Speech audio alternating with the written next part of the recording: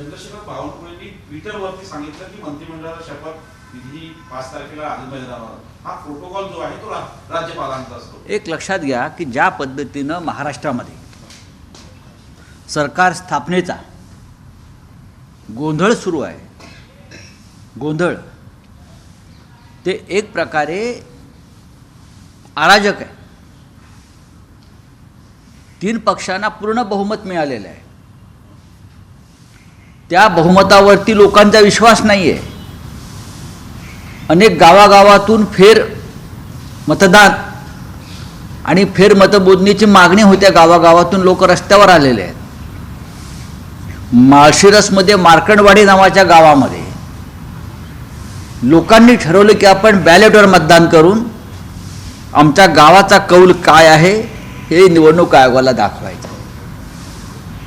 अशा परिस्थितीत मिळालेलं बहुमतावर जे सरकार स्थापन करायला निघालेले आहेत त्यांचा विश्वास बसत नाही आहे. तेही गोंधळलेले आहेत.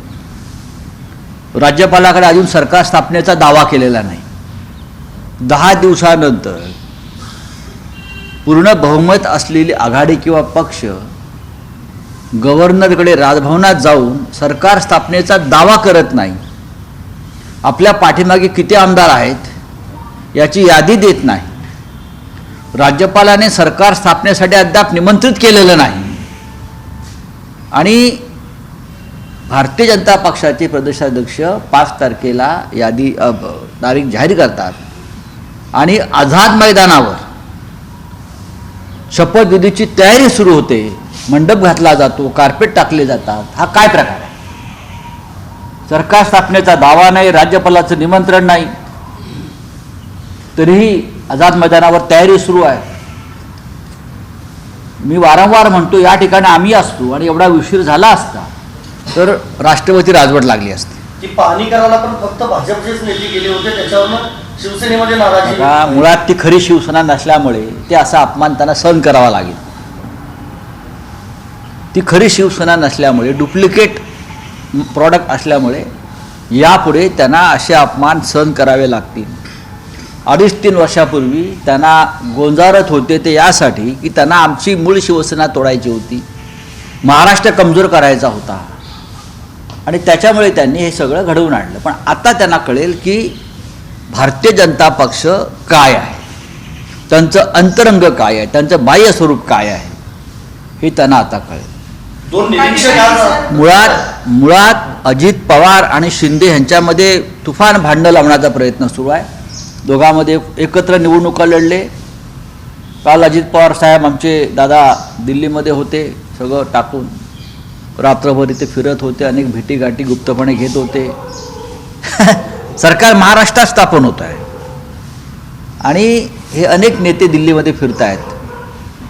काळजीवाहू मुख्यमंत्र्यांच्या प्रकृतीची काळजी भाजपला वाटत नाही आहे. आता अशा परिस्थितीत जे सरकार स्थापन होणार आहे तो एक फार मोठा विनोद असेल या राज्यातला.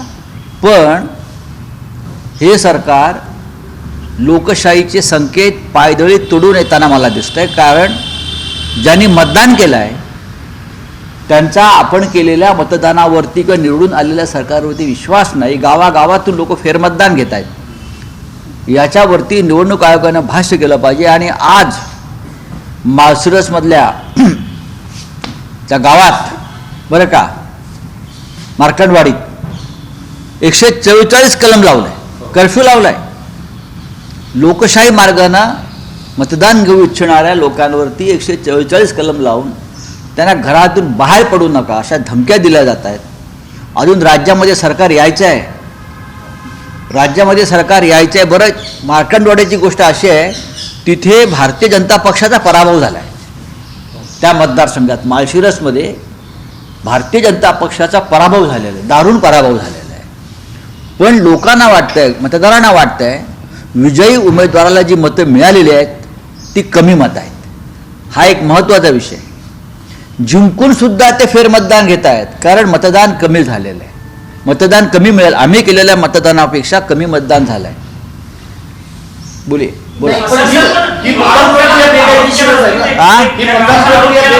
ही मतदान प्रक्रिया बेकायदेशीर आहे असं कोण म्हणतं? आम्हाला अधिकार आहे आमच्या गावामध्ये आम्ही निवडणूक आयोगाला सांगितलं का आमचं मतदान घ्या म्हणून ते ऐकायला तयार नाहीत. मग आम्ही ठरवतोय आमच्या समाधानासाठी, आम्ही ठरवतोय की आमच्या गावात नक्की काय झालं. ज्याला मतदान होऊ नये असे आमची भूमिका होती, असा आमचा ठराव होता. त्याला जर मतदान झाला असेल तर आमच्या गावाने ठरवलेलं आहे, ज्याला मॉक पोल म्हणतो आपण, ठिकठिकाणी होतं असं. एकनाथ शिंदे विरोधी पक्षनेते होऊ शकतात असं एक ट्विट केलंय अंजली दमानिया यांनी. विरोधी पक्ष संपवण्याचा हा भाजपचा या देशामधलाच विरोधी पक्ष संपवण्याचा कट आहे. बघा महाराष्ट्रात जे सुरू आहे आणि एकनाथ शिंदे यांचे जे रुसवे फुगवे चाललेले आहेत देवेंद्र फडणवीस यांच्या विरुद्ध, त्यामागे मला सारखी शंका आहे दिल्लीतली कुठली तरी महाशक्ती कार्यक्रम करते. दिल्लीतली एखादी महाशक्ती,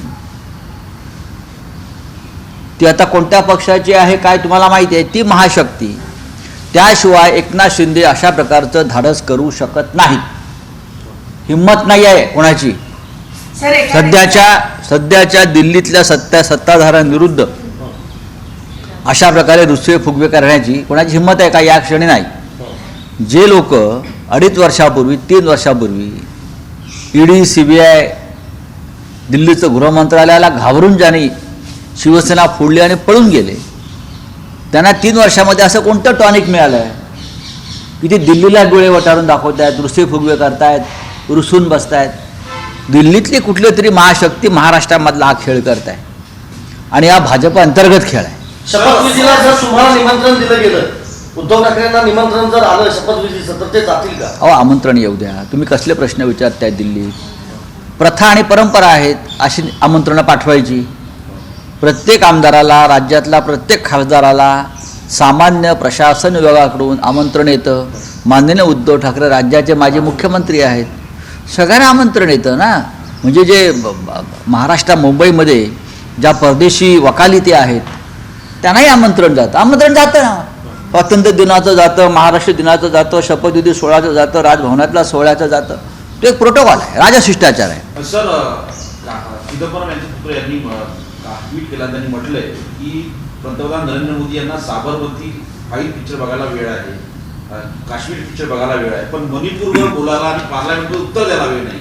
हे 100% सत्य आहे. आम्ही काल पाहिलं की Sabarmati, Kashmir file, Tashkent file, बरं का, असे उद्या संबल फाईल काढतील, मग महाराष्ट्र फाईल काढतील.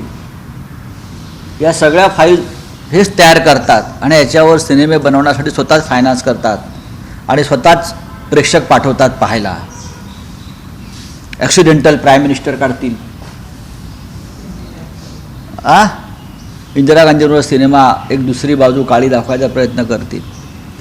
मणिपूर फाईल काढा, हे सत्य आहे, मणिपूर फाईल काढा. त्यानंतर महाराष्ट्रात जो खेळ झाला संविधानाची हत्या करण्याचा, त्याच्यावर सिनेमा काढा. आता आम्ही काढणार आहोत ना.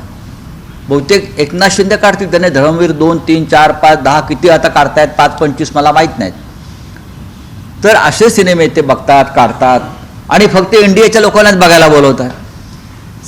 आणि आम्हालाही बोलवा ना, आम्ही सिनेमाप्रेमी आहोत, पाहू ना, आम्ही त्याचे विश्लेषण करू ना. असं आहे की त्याच्यामध्ये काय तांत्रिक चुका आहेत का कलाकार कुठे चुकले आहेत का, की उत्तम कोणी काम केलं आहे का. आम्ही सुद्धा सिनेमे पाहतो, सिनेमे काढतो, कथानकं लिहितो. आम्ही लेखक आहोत, साहित्यिक आहोत सगळे महाराष्ट्र देशामध्ये. आता आमचे माननीय शरद पवार साहेब दिल्लीतल्या साहित्य संमेलनाचे स्वागताध्यक्ष आहेत. आम्हाला कळतं साहित्य, कला, महाराष्ट्र कलेचा भुक्ता आहे, पण आम्हाला बोलवणार नाहीत. हे सगळे टाळ्या वाजवणारे चमचे, उसासे सुस्कार सोडणारे लोक बोलवणार आणि क्या बात आहे, क्या बात आहे, वा वा वा, क्या बात आहे, क्या बात आहे. तर हे मणिपूरला जा, मणिपूरवरती सिनेमा काढा. काश्मीरी पंडित ज्या परिस्थितीत राहतायत अजूनही, त्या काश्मीरी पंडितांची फाईल उघडा, त्यांच्या जीवनाची फाईल उघडा, करा ना याच्यावरती. बोलिये अभी हिंदी में. पवार एका ठिकाणी दिल्लीत आहे, दुसऱ्या ठिकाणी एकनाथ शिंदे डिॲक्टिव्हेटेड मोडवर आहेत किंवा आजारी आहेत, रिकव्हर होत आहेत. एकनाथ शिंदे ह्यांच्या मागे मोचन जातात आणि कोणी शपथविधी करतात. कुठे इथे कोणीही काय संकटमोचक शक्तिमोचक काय म्हणतात असं कोणी नाहीये, बरं का. हातात सत्ता असल्यावरती ते सगळे मोचक होतात आणि मोदक होतात. पण कुठे फसलंय का? कोणी काही फसलं नाही. दिल्लीच्या सूचनेनुसार हे सर्व डोंबाराचे खेळ महाराष्ट्रात सुरू आहेत. दिल्लीतून डमरू हलताय त्यानुसार जो तो आपापल्या भागामध्ये उड्या मारतो आहे. एखादी महाशक्ती पाठीशी असल्याशिवाय दिल्लीतली भारतीय जनता पक्षातलीच एकनाथ शिंदे हा खेळ करूच शकत नाही, तेवढी हिंमत त्यांच्यामध्ये नाही. देवेंद्र फडणवीसांना डावलून एखादं नवीन नाव अचानकपणे येऊ शकतं असं त्यासाठी काही डाव चाललाय का एखाद्या महाशक्तीचा, ज्यांनी सातत्यानं फडणवीसांना विरोध केलेला आहे महाराष्ट्रात? होऊ शकतं. आता तुम्हाला लवकरच कळेल ते. देश विदेशातील प्रत्येक घडामोडींचे लाईव्ह अपडेट मिळवण्यासाठी आता साम टीव्हीच्या सर्व सोशल मीडिया प्लॅटफॉर्मला लाईक, फॉलो आणि सबस्क्राईब करा. तसंच सर्व नोटिफिकेशनसाठी बेल आयकॉन प्रेस करायला विसरू नका.